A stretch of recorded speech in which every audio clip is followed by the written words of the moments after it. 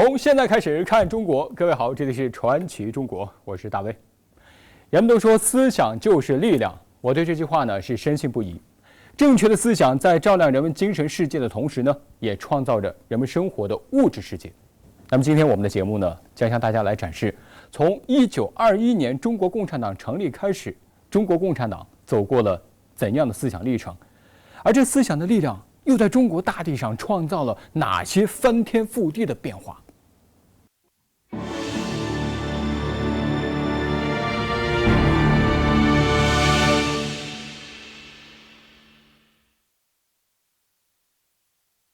毛泽东，中国共产党第一代领导集体的核心人物。在他诞辰100周年时，中国国内开始出版他8卷本的文集。开卷的第一篇文稿是1921年元旦期间毛泽东在新民学会上的2次发言。穿越时空隧道，这篇文献为我们还原了这样的场景：1921年新年的长沙，一个大雪纷飞的日子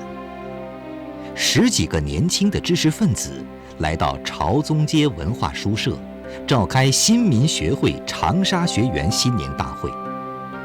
会议是在一个并不起眼的小房子里召开的，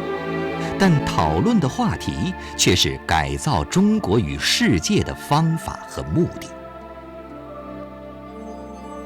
28岁的毛泽东在会上做了2次发言。他在发言中说：“我赞成用俄国式的革命道路。”他比较了社会民主主义、无政府主义等方法，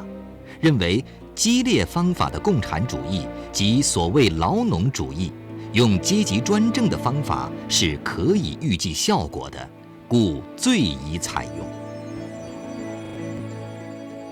毛泽东只是那个年代中国年轻知识分子的一个代表。在当时的北京、上海、广州等地，一大批先进的知识分子不约而同地走到了马克思主义的旗帜下，认定只有马克思主义、社会主义能够救中国。他们为什么会做出这样的选择呢？还是毛泽东道出了其中的缘由。他说：“我看俄国式的革命是无可如何的山穷水尽、逐路皆走不通了的一个变计，并不是有更好的方法锲而不采，单要采这个恐怖的方法。山穷水尽，诸路皆走不通。”毛泽东用形象的10个字概括了近代以来仁人志士探索民族复兴之路的苦涩历程。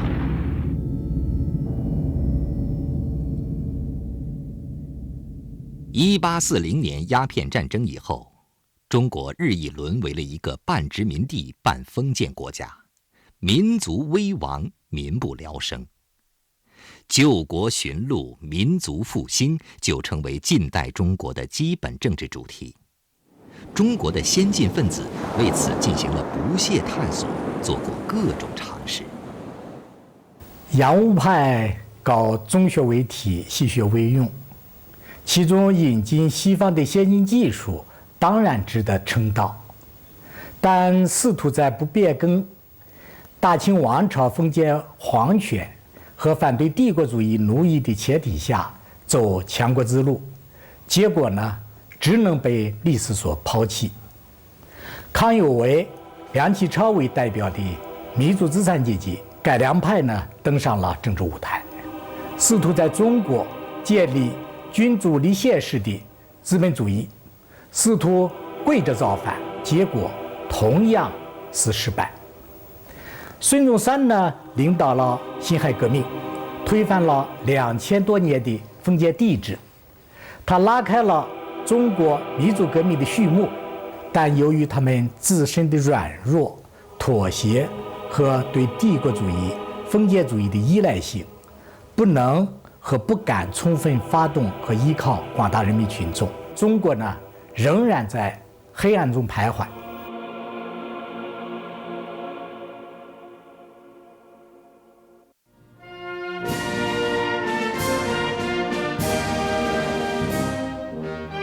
就在中国先进的知识分子在黑暗中苦苦求索时，1917年，俄国取得了10月革命的胜利，建立了劳动人民当家作主的劳农政府，第一次把社会主义从理论学说变成了活生生的现实。它像一缕新世纪的曙光，照亮了暗夜中国的前程。于是，在李大钊、陈独秀等人的影响下，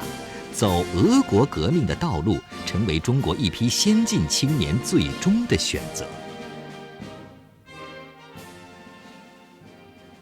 有人认为，当时选择马克思主义的革命手段是不可取的，甚至认为它对中国的现代化起了破坏和延误作用，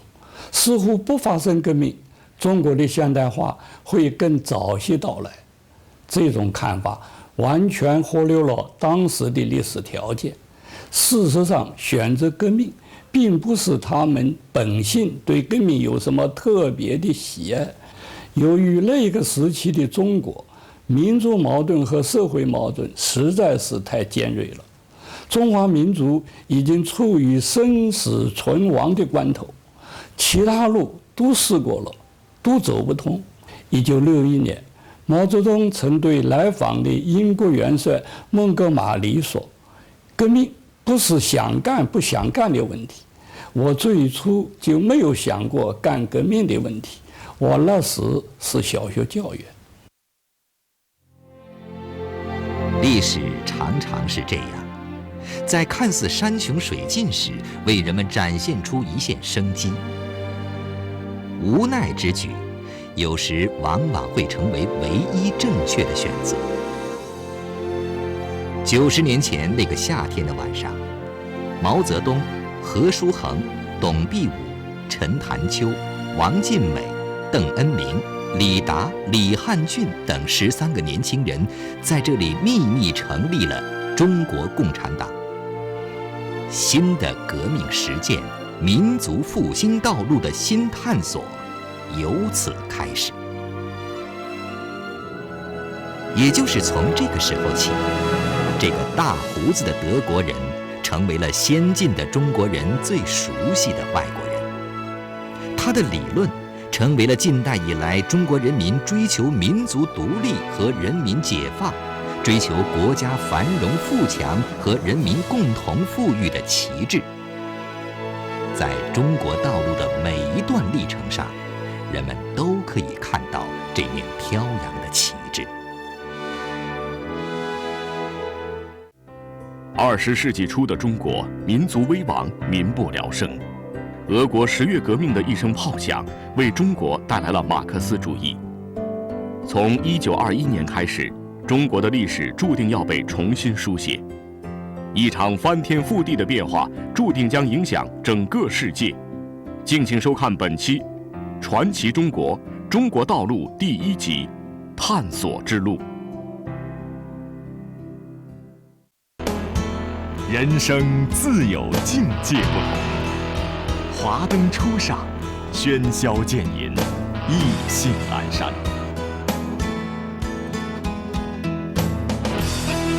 纪录片栏目《传奇中国》，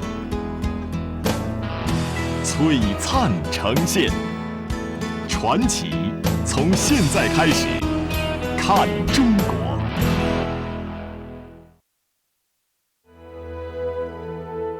1936年，毛泽东同斯诺谈话时曾说过：“我一旦接受了马克思主义是对历史的正确解释以后，我对马克思主义的信仰就没有动摇过。”1992年，在世界社会主义运动遭受挫折、陷入低谷时，邓小平说：“不要认为马克思主义就消失了、没用了、失败了，哪有这回事？我坚信，世界上赞成马克思主义的人会多起来的，因为马克思主义是科学。进入新的世纪，江泽民和胡锦涛反复说过，马克思主义一定不能丢，丢了就丧失根本。探讨中国道路离开马克思主义呢是不现实的，因为近代以来有过很多次的尝试，都没有找到一个正确的目标和方向。中国共产党人找到了马克思主义以后，才意识到这才是一条正确的目标和方向。那么中国道路，中国民族复兴的道路呢，也就从这里开始了。而且从这个马克思主义找到之后，我们也为这个奋斗的目标的动力方法也找到了。所以说中国道路呢，如果说是一幅蓝图的话，马克思主义就是描绘这个蓝图的一个底本。所以研究中国道路的起点就应该从马克思主义开始，理解这条道路的一个根本的钥匙，也就是马克思主义。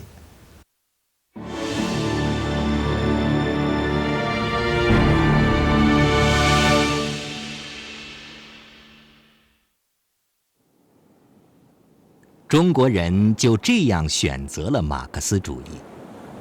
然而，信仰不等于实践，实践也不等于成功。当中国共产党人拿着这个理论武器去改造中国社会的时候，却发现如何运用它与此前选择它一样艰难。中国共产党面对的是一个半殖民地半封建落后的农业大国，农民占人口的绝大多数，分散的小农经济、小生产广泛存在，又遭受着西方侵略和压迫。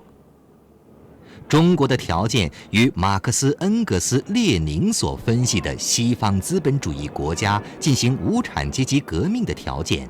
有着巨大的差别。最初，年轻的中国共产党基本照搬马克思主义学说和俄国革命的经验，把主要力量放在了城市，发动城市工人罢工。但是1923年的二七惨案中，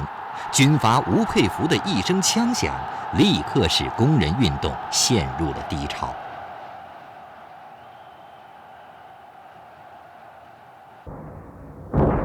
中国共产党转而与国民党合作，掀起了国民大革命的风暴。然而，又是一声枪响，这回是蒋介石，大批共产党人被枪杀，如火如荼的大革命失败了。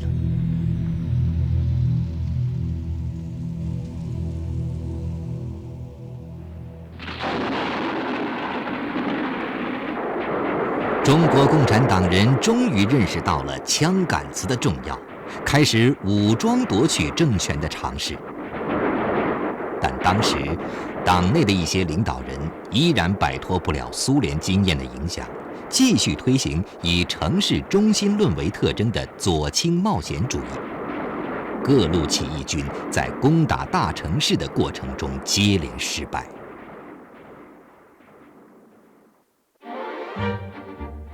第一个发现必须把马克思主义进行改造，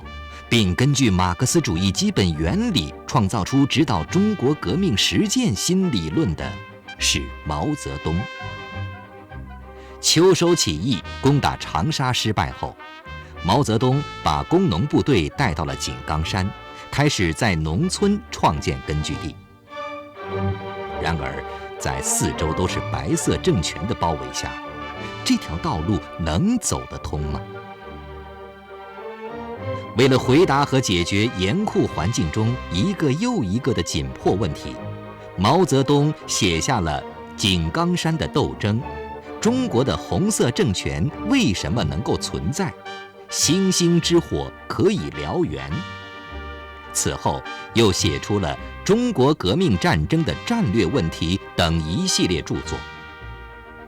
中国共产党人逐步明确了实行工农武装割据、农村包围城市，最后夺取全国政权这样一条中国革命的道路。无论从国际公约的理论看，还是从实践来看，我们党探索的这条路都是史无前例的，是一个新的创造。当时，共产国际的一切文献一讲到无产阶级政党的领导，就是从工人运动连在一起。从当时已有的实践来看，国际上第一个无产阶级政权巴黎公社是以巴黎为中心城市起义取得的。俄国的10月革命的胜利也首先是从城市工人和士兵的武装起义开始的。历史上古今中外都找不到农村包围城市的经验。创造新的理论不容易，让人们接受新的理论更需要时间，需要过程，需要实践的检验。共产国际他当时就认为呢，就是说你中国革命就要像俄国10月革命那样，就在城市里面组织工人暴动，武装夺取政权。他们觉得你中国跑到山沟沟里面去搞什么武装割据，那样站不住脚。说到最后的时候，你把农村的老百姓的最后一只老母鸡吃了，最后你还是走向失败的。所以受到共产国际这种影响，当时中共党内呢，也有许多人认为，搞工农武装割据，走农村包围城市的道路，最后是走不通的。在各种因素的影响下，年轻的中国共产党再次犯了左倾教条主义错误，在与国民党军队的正面对抗中遭到严重失败，丢失了几乎所有的根据地，并被迫进行长征。这次失败的教训是惨痛的，中国共产党人由此也重新认识到了毛民主主义论、论联合政府等著作，对中国革命的性质、目的、步骤、领导阶级、依靠力量等重大问题进行分析，创立了新民主主义革命理论。新民主主义革命的理论使得毛泽东开辟的农村包围城市、武装夺取政权的革命道路更加成熟、更加清晰、更加可行。正是依靠这一理论，毛泽东和他的战友们缔造了一个用马克思列宁主义革命理论和革命风格武装起来的无产阶级政党，一个在党的绝对领导下为人民解放事业英勇奋战的人民军队，一个团结全民族绝大多数人共同奋斗的统一战线，并依靠这3大法宝，最终夺取了新民主主义革命的胜利，实现了近代以来几代中国人梦寐以求的民族独立和人民解放。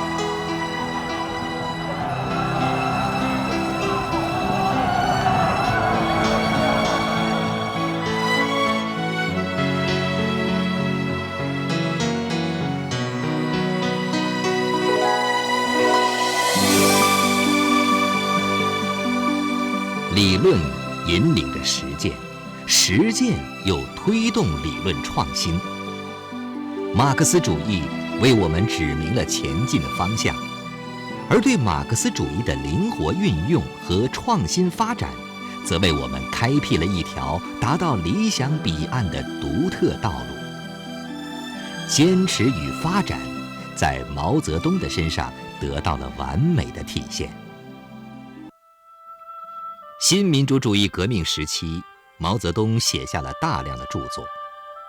但他对这篇仅有6000字左右的短文却情有独钟。这是毛泽东1930年5月在江西寻乌写的一篇文章，原来题目叫《调查工作》。这一诞生在枪炮声中的孩子，战争中一度散失。毛泽东非常喜欢自己的这篇文章，一直像想念自己的孩子一样想念和寻找着他。他后来曾说：“我对自己的文章有些也并不喜欢，这一篇我是喜欢的。”在文章开头，毛泽东提出一个重要命题：没有调查，没有发言权。他认为，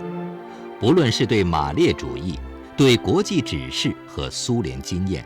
对上级领导机关的指示，都不能够一味盲目执行。中国革命必须从中国的实情出发，中国革命斗争的胜利要靠中国同志了解中国情况。以这篇著作的基本理念为基础，毛泽东在延安整风运动中提出了实事求是的思想方法。实事求是是中国的一个历史典故，毛泽东赋予了它新的含义。实事求是就是不迷信任何教条，一切从实际出发，理论联系实际。也就是说，要把马克思主义普遍原理与中国的具体实践结合起来。毛泽东的这一思想方法一经提出，迅速在党内取得共识，并成为了中国共产党人摆脱教条、解放思想的最根本的思想方法。此后，中国共产党人的一切理论创新都源于这一思想方法，它至今仍是中国共产党思想路线的核心内容，也是理解中国道路最关键的一个概念。1945年，中国共产党第7次全国代表大会坚定地举起了毛泽东思想的旗帜。大会通过的《中国共产党党章》第1次写入了这样的内容：中国共产党以马克思列宁主义的理论与中国革命实践之统一的思想毛泽东思想作为自己一切工作的指针，把马克思主义与中国实际相结合。党的7大用一句话概括了中国共产党人20多年的心路心得，概括了毛泽东思想的灵魂。也正是沿着这样的思路，在夺取全国政权后，开始建设一个新的国家。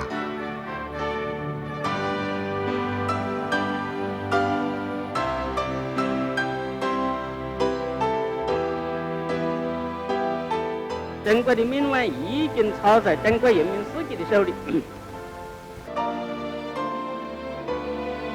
新中国成立后，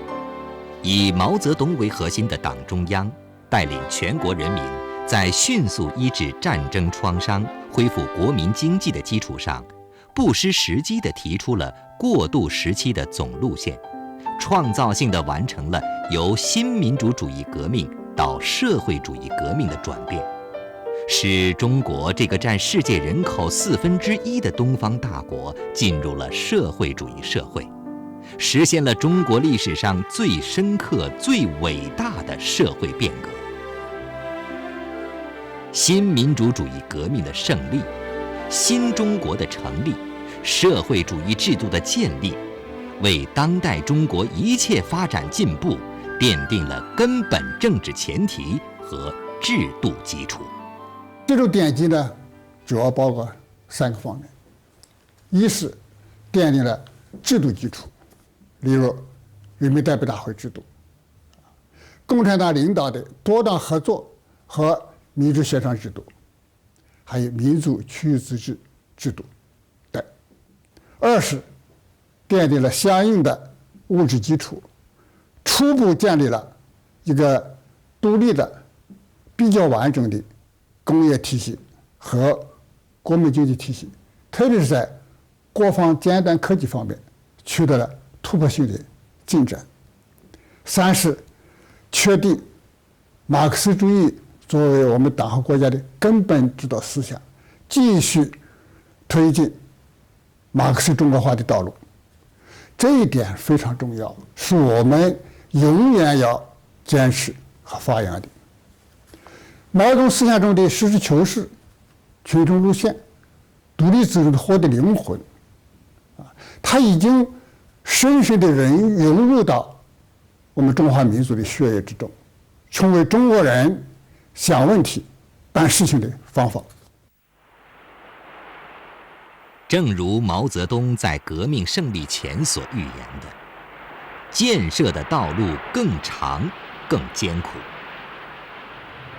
为了找到一条中国式的社会主义建设道路，毛泽东为核心的第一代中央领导集体做了大量的探索。这一探索取得了不少成果。论十大关系，关于正确处理人民内部矛盾的问题等等，至今仍让人感受到那一代共产党人独立自主的创造才华，也是理解中国道路的一些关键理论和概念。关键理论和概念确立之后呢，后来在社会实践的探索过程当中，却遭遇了新的挫折。特别是在以阶级斗争为纲和无产阶级专政下继续革命这些错误理论指导下呢，发生的文化大革命，更让中国社会陷入了严重的内乱、内耗，经济社会发展道路遭受到重大的挫折。中国道路又一次走到了历史的十字路口。那么究竟该怎样变革？请大家明天继续来关注我们的节目。好，感谢收看本期的传奇中国，我是大威，再见。